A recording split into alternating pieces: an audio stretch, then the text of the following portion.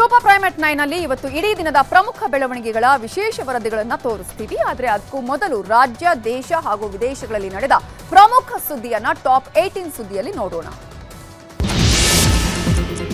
ಬಿಹಾರ ವಿಧಾನಸಭೆ ಚುನಾವಣೆಯಲ್ಲಿ ರಾಷ್ಟ್ರೀಯ ಪ್ರಜಾಸತ್ತಾತ್ಮಕ ಒಕ್ಕೂಟಕ್ಕೆ ಮಹಾಜಯ ಸಿಕ್ಕಿದೆ. ಬಿಹಾರ ರಾಜಕೀಯ ಇತಿಹಾಸದಲ್ಲಿ ಅತಿ ದೊಡ್ಡ ಪಕ್ಷವಾಗಿ ಬಿಜೆಪಿ ಹೊರಹೊಮ್ಮಿದೆ. ಬಿಹಾರದ ಮತ ಎಣಿಕೆ ಪೂರ್ಣವಾಗಿದ್ದು ಬಿಜೆಪಿ 89 ಸೀಟುಗಳನ್ನು ಗೆದ್ದಿದೆ. ಬಿಜೆಪಿ ಮೈತ್ರಿ ಪಕ್ಷ ಜೆಡಿಯು 85 ಸೀಟುಗಳನ್ನು ಗೆದ್ದುಕೊಂಡಿದೆ. ಎನ್ಡಿಎ ಮೈತ್ರಿಕೂಟದಲ್ಲಿರುವ ಚಿರಾಗ್ ಪಾಸ್ವಾನ್ ನೇತೃತ್ವದ ಲೋಕ ಜನಶಕ್ತಿ ಪಕ್ಷಕ್ಕೆ 19 ಸೀಟುಗಳು ಸಿಕ್ಕಿದ್ರೆ ಹಿಂದೂಸ್ತಾನ್ ಆವಂ ಮೋರ್ಚಾ ಪಕ್ಷಕ್ಕೆ 5 ಸೀಟು ಪಡೆದುಕೊಂಡಿದೆ. ಒಟ್ಟಾರೆ ಎನ್ಡಿಎ ಮೈತ್ರಿಕೂಟ 243 ಕ್ಷೇತ್ರಗಳ ಪೈಕಿ 204 ಸ್ಥಾನಗಳಲ್ಲಿ ಜಯ ಭೇರಿ ಬಾರಿಸಿ ಇತಿಹಾಸ ನಿರ್ಮಿಸಿದೆ. 2020ರಲ್ಲಿ ಬಿಜೆಪಿ 74 ಕ್ಷೇತ್ರಗಳಲ್ಲಿ ಗೆದ್ದಿತ್ತು. ಜೆಡಿಯು 2020ರಲ್ಲಿ 43 ಕ್ಷೇತ್ರಗಳನ್ನು ಗೆದ್ದಿತ್ತು. ಬಿಹಾರ ವಿಧಾನಸಭೆ ಚುನಾವಣೆಯಲ್ಲಿ ಮಹಾಗಠಬಂಧನ್ ಪಕ್ಷಗಳು ಹೀನಾಯ ಸೋಲು ಅನುಭವಿಸಿವೆ. 2020ರಲ್ಲಿ ಕಾಂಗ್ರೆಸ್ ಪಕ್ಷ 19 ಕ್ಷೇತ್ರಗಳಲ್ಲಿ ಗೆಲುವು ಸಾಧಿಸಿತ್ತು. ಈಗ ಕಾಂಗ್ರೆಸ್ ಬರೀ 6 ಕ್ಷೇತ್ರಗಳಲ್ಲಿ ಮಾತ್ರ ಗೆಲುವು ಸಾಧಿಸಿದೆ.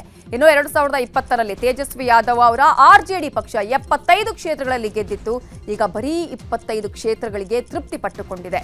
ಇನ್ನು ಅಸಾದುದ್ದೀನ್ ಓವೈಸಿ ನೇತೃತ್ವದ ಎಐಎಂಐಎಂ ಪಕ್ಷ ಬಿಹಾರದಲ್ಲಿ 2020ರಲ್ಲಿ ಗೆದ್ದಿದ್ದ 5 ಮುಸ್ಲಿಂ ಬಾಹುಳ್ಯ ಇರುವ ಕ್ಷೇತ್ರಗಳನ್ನ ಈ ಸಲನೂ ಉಳಿಸಿಕೊಂಡಿದೆ.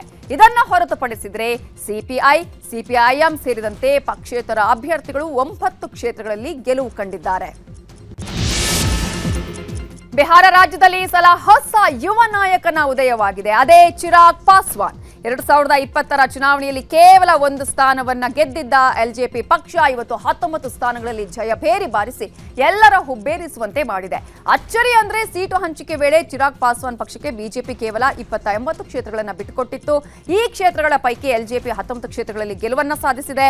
ಮೋದಿಯ ಹನುಮಾನ್ ಅಂತಾನೆ ಚಿರಾಗ್ ಪಾಸ್ವಾನ್ಗೆ ಜನ, ರಾಜಕಾರಣಿಗಳು ಬೆನ್ನು ತಟ್ಟಿದ್ದಾರೆ.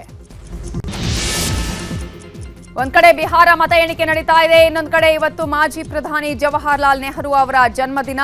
ಇಂತಹ ಪ್ರಮುಖ ದಿನದಂದೇ ರಾಹುಲ್ ಗಾಂಧಿ ಮತ್ತು ಪ್ರಿಯಾಂಕಾ ವಾದ್ರಾ ಇಬ್ಬರು ಕೂಡ ವಿದೇಶಕ್ಕೆ ಹಾರಿದ್ದಾರೆ. ರಾಹುಲ್ ಗಾಂಧಿ ಲಂಡನ್ ಪ್ರವಾಸದಲ್ಲಿ ಇದ್ರೆ ಪ್ರಿಯಾಂಕಾ ವಾದ್ರಾ ನ್ಯೂಯಾರ್ಕ್ ಪ್ರವಾಸದಲ್ಲಿದ್ದಾರೆ. ರಾಹುಲ್, ಪ್ರಿಯಾಂಕಾ ವಾದ್ರಾ ಇಲ್ಲದೆ ಇವತ್ತು ನೆಹರು ಸಮಾಧಿ ಜಾಗಕ್ಕೆ ತೆರಳಿ ಸೋನಿಯಾ ಗಾಂಧಿ, ಕಾಂಗ್ರೆಸ್ ಅಧ್ಯಕ್ಷ ಮಲ್ಲಿಕಾರ್ಜುನ ಖರ್ಗೆ ಪುಷ್ಪ ನಮನ ಸಲ್ಲಿಸಿದರು.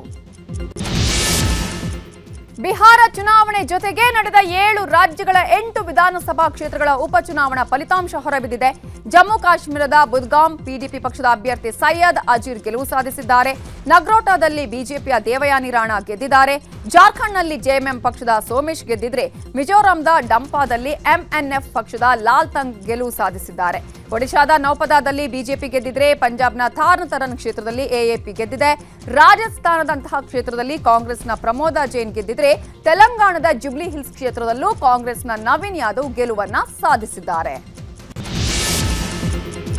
ದೆಹಲಿಯ ಕೆಂಪುಕೋಟೆ ಸಮೀಪದಲ್ಲಿ ಕಾರು ಸ್ಫೋಟ ನಡೆಸಿದ ಉಗ್ರ ಡಾಕ್ಟರ್ ಉಮರ್ ನಬಿ ಮನೆಯನ್ನ ಭದ್ರತಾ ಪಡೆಗಳು ಧ್ವಂಸ ಮಾಡಿವೆ. ದಕ್ಷಿಣ ಕಾಶ್ಮೀರದ ಪುಲ್ವಾಮಾದ ಕ್ವೇಲ್ ಗ್ರಾಮದಲ್ಲಿರೋ ಮನೆಯನ್ನ ಭದ್ರತಾ ಪಡೆಗಳು ಧ್ವಂಸಗೊಳಿಸಿವೆ. ಉಗ್ರರ ವಿರುದ್ಧದ ಬಲವಾದ ಸಂದೇಶ ಕೊಡೋದಕ್ಕೆ ಮನೆಯನ್ನ ಕೆಡವಲಾಗಿದೆ. ಇನ್ನು ಉಗ್ರ ಉಮರ್ ಧ್ವಂಸ ಮಾಡೋ ವೇಳೆ ಮನೆಯಲ್ಲಿದ್ದ ಉಮರ್ ನಬಿ ಕುಟುಂಬಸ್ಥರನ್ನು ಹೊರಹಾಕಲಾಗಿದೆ. ದೆಹಲಿ ಕಾರು ಸ್ಫೋಟದಲ್ಲಿ 13 ಜನರ ಸಾವಿಗೆ ಕಾರಣವಾಗಿದ್ದು ವೈಟ್ ಕಾಲರ್ ಉಗ್ರರು. ವೈದ್ಯರಾಗಿ ಮೆಡಿಕಲ್ ಪ್ರೊಫೆಸರ್ ಆಗಿದ್ದವರೇ ಸ್ಫೋಟಕ್ಕೆ ಸಂಚು ರೂಪಿಸಿದ್ರು. ಇವರಿಗೆಲ್ಲ ಫರೀದಾಬಾದ್ನ ಅಲ್ ಫಲಾ ವಿಶ್ವವಿದ್ಯಾಲಯವೇ ಅಡ್ಡೆಯಾಗಿತ್ತು. ಇವತ್ತು ನಡೆದ ದೊಡ್ಡ ಬೆಳವಣಿಗೆಯಲ್ಲಿ ಭಾರತೀಯ ವಿಶ್ವವಿದ್ಯಾಲಯಗಳ ಸಂಘವು ಅಲ್ ಫಲಾಹ್ ವಿಶ್ವವಿದ್ಯಾಲಯದ ಸದಸ್ಯತ್ವವನ್ನೇ ಅಮಾನತುಗೊಳಿಸಿದೆ. ಇನ್ಮುಂದೆ ಎಐಯು ಸಂಸ್ಥೆಯ ಹೆಸರು ಮತ್ತು ಲೋಗೋವನ್ನ ಎಲ್ಲೂ ಬಳಸದಂತೆ ಅಲ್ ಫಲಾ ಯೂನಿವರ್ಸಿಟಿಗೆ ಸೂಚನೆ ನೀಡಲಾಗಿದೆ. ನವೆಂಬರ್ ಕ್ರಾಂತಿ ಸಂಪುಟ ಪುನಾರಚನೆ ಚರ್ಚೆಯ ಬೆನ್ನಲ್ಲೇ ಮುಖ್ಯಮಂತ್ರಿ ಸಿದ್ದರಾಮಯ್ಯ ದೆಹಲಿಗೆ ಹೋಗ್ತಿದ್ದಾರೆ. ಬಿಹಾರ ಎಲೆಕ್ಷನ್ ಮುಗಿದ ಕೂಡಲೇ ಸಂಪುಟ ಪುನಾರಚನೆ ಬಗ್ಗೆ ಹೈಕಮಾಂಡ್ ಭೇಟಿಯಾಗಿ ಚರ್ಚೆ ಮಾಡ್ತೀನಿ ಅಂದಿದ್ರು. ಇದೀಗ ಸಿಎಂ ದೆಹಲಿಗೆ ಹೋಗ್ತಾ ಇರೋದು ಕುತೂಹಲ ಕೆರಳಿಸಿದೆ. 3 ದಿನದ ಪ್ರವಾಸದಲ್ಲಿ ಹೈಕಮಾಂಡ್ ನಾಯಕರನ್ನ ಭೇಟಿಯಾಗಲಿದ್ದು ಹಿರಿಯ ವಕೀಲ ಕಪಿಲ್ ಸಿಬಲ್ ಪುಸ್ತಕ ಬಿಡುಗಡೆ ಕಾರ್ಯಕ್ರಮದಲ್ಲಿ ಭಾಗಿಯಾಗ್ತಾರೆ. ಜೊತೆಗೆ ಕೇಂದ್ರ ಸಚಿವರುಗಳ ಭೇಟಿಗೂ ಸಿಎಂ ಸಮಯ ಕೇಳಿದ್ದಾರೆ. ಕೊಪ್ಪಳ, ವಿಜಯನಗರ, ರಾಯಚೂರು ಹಾಗೂ ಬಳ್ಳಾರಿ ಜಿಲ್ಲೆಯ ರೈತರಿಗೆ ಹಿಂಗಾರು ಬೆಳೆಗೆ ನೀರು ಸಿಗಲ್ಲ. ಇವತ್ತು ಜಲಸಂಪನ್ಮೂಲ ಸಚಿವರು ಆಗಿರುವ ಡಿಕೆ ಶಿವಕುಮಾರ್ ಅವರೇ ಹಿಂಗಾರು ಬೆಳೆಗೆ ನೀರು ಕೊಡಲ್ಲ ಅಂತ ಹೇಳಿದ್ರು. ಟಿಬಿ ಡ್ಯಾಂಗಿರುವ ಕ್ರಸ್ಟ್ ಗೇಟ್ಗಳು ಹಾಳಾಗಿದ್ದು ಬದಲಿಸಬೇಕು. ಜೊತೆಗೆ ಕೆರೆ ಕಟ್ಟೆಗಳನ್ನು ತುಂಬಿಸಲು ಬೇಸಿಗೆಗೆ ಕುಡಿಯುವ ನೀರು ಒದಗಿಸಬೇಕು. ಹೀಗಾಗಿ ಹಿಂಗಾರು ಬೆಳೆಗೆ ನೀರು ಬಿಡಲ್ಲ ಅಂತ ಡಿಕೆ ಶಿವಕುಮಾರ್ ಸ್ಪಷ್ಟನೆ ಕೊಟ್ಟರು. ರಸ್ತೆ ಗುಂಡಿ ಮೂಲಭೂತ ಸೌಕರ್ಯದ ಬಗ್ಗೆ ಕಿಡಿಕಾರಿದ್ದ ಉದ್ಯಮಿ ಮೋಹನ್ ದಾಸ್ ಪೈ ಇದೀಗ ಡಿಕೆಶಿ ಹಾಗೂ ಸರ್ಕಾರಕ್ಕೆ ಧನ್ಯವಾದ ಹೇಳಿದ್ದಾರೆ. ಈ ಬಗ್ಗೆ ಟ್ವೀಟ್ ಮಾಡಿರೋ ಅವರು ವೈಟ್ ಟ್ಯಾಪಿಂಗ್ ಕಾಮಗಾರಿ ಕೆಲಸ ವೇಗವಾಗಿ ಆಗ್ತಾ ಇದೆ, ನಿಮ್ಮ ನಾಯಕತ್ವದಿಂದ ಸಾಧ್ಯವಾಗಿದೆ ಅಂತ ಹಾಡಿ ಹೊಗಳಿದ್ದಾರೆ. ಇನ್ನೊಂದು ಕಡೆ ಬಯೋಕಾನ್ ಮುಖ್ಯಸ್ಥೆ ಕಿರಣ್ ಮಜುಮ್ದಾರ್ ಶಾ ಕೂಡ ಬೆಂಗಳೂರಲ್ಲಿ ಬದಲಾವಣೆಯ ಪರ್ವ ಶುರುವಾಗಿದೆ. ಕಸ ಸಮಸ್ಯೆ ಮತ್ತು ಗುಂಡಿಗಳಲ್ಲಿ ಕುಸಿದು ಹೋಗ್ತಾ ಇದ್ದ ಬೆಂಗಳೂರನ್ನ ಮೇಲೆತ್ತುವಲ್ಲಿ ಡಿಕೆ ಶಿವಕುಮಾರ್ ನಾಯಕತ್ವ ಪ್ರಮುಖ ಪಾತ್ರ ವಹಿಸಿದೆ ಅಂತ ಅಭಿನಂದಿಸಿದ್ದಾರೆ. ತಮಿಳುನಾಡಲ್ಲಿ ವಾಯುಪಡೆಯ ತರಬೇತಿ ವಿಮಾನ ಅಪಘಾತಕ್ಕೀಡಾಗಿದೆ. ಚೆಂಗಲ್ಪಟ್ಟು ಜಿಲ್ಲೆಯ ತಿರುಪರೂರು ಬಳಿ ಹಾರಾಟ ಮಾಡ್ತಾ ಇದ್ದ ವಿಮಾನ ಭೂಮಿಗೆ ಅಪ್ಪಳಿಸಿದೆ. ಅದೃಷ್ಟವಶಾತ್ ಪೈಲಟ್ ಪ್ರಾಣಾಪಾಯದಿಂದ ಪಾರಾಗಿದ್ದಾರೆ. ಘಟನೆ ಸಂಬಂಧ ವಾಯುಪಡೆಯ ಅಧಿಕಾರಿಗಳು ತನಿಖೆ ಮಾಡುತ್ತಿದ್ದಾರೆ. ತಾಂತ್ರಿಕ ಸಮಸ್ಯೆಯಿಂದ ಲಘು ವಿಮಾನವೊಂದು ಹೆದ್ದಾರಿಯಲ್ಲಿ ತುರ್ತು ಭೂಸ್ಪರ್ಶ ಮಾಡಿದೆ. ಕಳೆದ ರಾತ್ರಿ ತಮಿಳುನಾಡಿನ ಪುದುಕೊಟ್ಟೈ ಜಿಲ್ಲೆಯ ರಾಷ್ಟ್ರೀಯ ಹೆದ್ದಾರಿಯಲ್ಲಿ ಖಾಸಗಿ ತರಬೇತಿ ವಿಮಾನವೊಂದು ತುರ್ತು ಭೂಸ್ಪರ್ಶ ಮಾಡಿದೆ. ಹಾರಾಟದ ವೇಳೆ ವಿಂಡ್ಶೀಲ್ಡ್ ಬಿರುಕು ಬಿಟ್ಟ ಕಾರಣಕ್ಕೆ ವಿಮಾನ ಹೆದ್ದಾರಿ ಮೇಲೆಯೇ ಇಳಿದಿದೆ. ಮಕ್ಕಳ ದಿನಾಚರಣೆ ಹಿನ್ನೆಲೆ ರಾಷ್ಟ್ರಪತಿ ದ್ರೌಪದಿ ಮುರ್ಮು ಇವತ್ತು ಮಕ್ಕಳ ಜೊತೆ ಕಾಲ ಕಳೆದಿದ್ದಾರೆ. ದೆಹಲಿಯ ರಾಷ್ಟ್ರಪತಿ ಭವನದಲ್ಲಿ ಮಕ್ಕಳಿಗಾಗಿ ವಿಶೇಷ ಕಾರ್ಯಕ್ರಮವನ್ನು ಆಯೋಜಿಸಲಾಗಿತ್ತು. ಮಕ್ಕಳ ಜೊತೆ ರಾಷ್ಟ್ರಪತಿ ದ್ರೌಪದಿ ಮುರ್ಮು ಸಂವಾದ ಮಾಡಿದ್ರು. ಉತ್ತಮ ಭವಿಷ್ಯ ರೂಪಿಸಿಕೊಳ್ಳುವ ಬಗ್ಗೆ ಮಕ್ಕಳಿಗೆ ತಿಳಿಸಿದ್ರು. ಇದೇ ವೇಳೆ ರಾಷ್ಟ್ರಪತಿಗೆ ಮಕ್ಕಳು ಗಿಫ್ಟ್ ಕೊಟ್ಟರು. ಉಕ್ರೇನ್ ಮೇಲೆ ರಷ್ಯಾ ಪಡೆಗಳಿಂದ ಭೀಕರ ವೈಮಾನಿಕ ದಾಳಿಯಾಗಿದೆ. ಕೀವ್ ನಗರದ ಮೇಲೆ ಬೃಹತ್ ಡ್ರೋನ್ಗಳು ಮತ್ತು ಕ್ಷಿಪಣಿಗಳ ದಾಳಿಯಾಗಿದ್ದು 4 ಮೃತಪಟ್ಟಿದ್ದಾರೆ.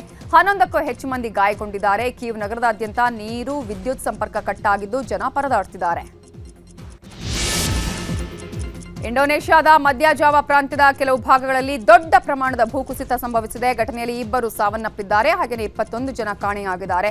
ಭೂಕುಸಿತ ಅವಶೇಷಗಳಡಿ ಸಿಲುಕಿದವರ ರಕ್ಷಣೆಗೆ ರಕ್ಷಣಾ ಪಡೆಗಳು ಕಾರ್ಯಾಚರಣೆಯನ್ನ ಮುಂದುವರೆಸಿವೆ. ಬಂಗಾಳ ಕೊಲ್ಲಿಯಲ್ಲಿ ಚಂಡಮಾರುತ ಸೃಷ್ಟಿಯಾಗಿದ್ದು ತಮಿಳುನಾಡಲ್ಲಿ ಭಾರೀ ಮಳೆಯಾಗ್ತಿದೆ. ಚೆನ್ನೈ, ಕೊಯಮತ್ತೂರು, ಪುದುಚೇರಿ ಹಾಗೆಯೇ ಕಾರೈಕಲ್, ನಾಗಪಟ್ಟಣಂನಲ್ಲಿ ಜೋರು ಮಳೆಯಾಗ್ತಾ ಇದೆ. 2 ದಿನ ಯೆಲ್ಲೋ ಅಲರ್ಟ್ ಅನ್ನು ಘೋಷಿಸಲಾಗಿದೆ. ಉಪಮುಖ್ಯಮಂತ್ರಿ ಡಿಕೆ ಶಿವಕುಮಾರ್ ಬರೆದಿರೋ ನೀರಿನ ಹೆಜ್ಜೆ ಪುಸ್ತಕವನ್ನ ವಿಧಾನಸೌಧದಲ್ಲಿ ಸಿಎಂ ಸಿದ್ದರಾಮಯ್ಯ ಬಿಡುಗಡೆ ಮಾಡಿದ್ರು. ರಾಜ್ಯದ ಜಲ ಸಂಪನ್ಮೂಲ ಸಮಸ್ಯೆಗಳು, ಸವಾಲುಗಳು, ನೀರಿನ ನಿರ್ವಹಣೆಗೆ ಭವಿಷ್ಯದ ಯೋಜನೆಗಳ ಬಗ್ಗೆ ಈ ನೀರಿನ ಹೆಜ್ಜೆ ಕೃತಿಯಲ್ಲಿ ವಿವರಣೆಗಳಿವೆ. ಟೀಂ ಇಂಡಿಯಾ ಕ್ರಿಕೆಟ್ನ ಯುವ ಆಟಗಾರ 14 ವರ್ಷದ ವೈಭವ್ ಸೂರ್ಯವಂಶಿ ಹೊಸ ದಾಖಲೆ ಬರೆದಿದ್ದಾರೆ. 17 ಬಾಲಿಗೆ ಅರ್ಧ ಶತಕ, 32 ಬಾಲಿಗೆ ಸೆಂಚುರಿ, 42 ಬಾಲ್ಗೆ ಒಟ್ಟು 15 ಸಿಕ್ಸರ್ ಸೇರಿದಂತೆ ಒಟ್ಟು 144 ರನ್ ಬಾರಿಸಿ ಇತಿಹಾಸವನ್ನ ನಿರ್ಮಿಸಿದ್ದಾರೆ. ದೋಹಾದಲ್ಲಿ ನಡೆದ Asia cup rising star T20 ಟೂರ್ನಿಯಲ್ಲಿ ಭಾರತ ಯುನೈಟೆಡ್ ಅರಬ್ ವಿರುದ್ಧ ಈ ದಾಖಲೆ ಬರೆದಿದ್ದಾರೆ.